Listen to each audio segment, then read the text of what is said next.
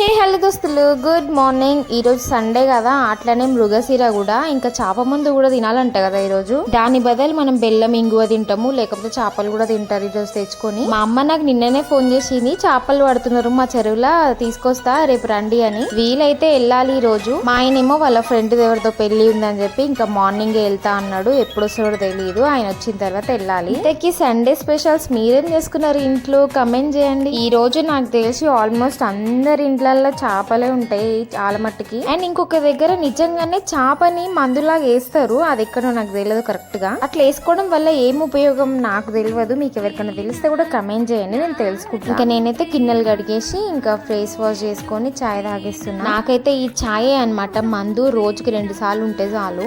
పొద్దున సాయంత్రం మంచిగా తాగుతా నేనైతే. మా వాళ్ళు పడుకున్నారు, ఇంకా లేవలేదు, నేను మాత్రం మంచిగా చాయ్ పెట్టుకొని తాగేస్తున్నా. చాలా రోజుల తర్వాత నేనే పెట్టుకున్నా కదా, కొంచెం పర్లేదు, బానే ఉంది.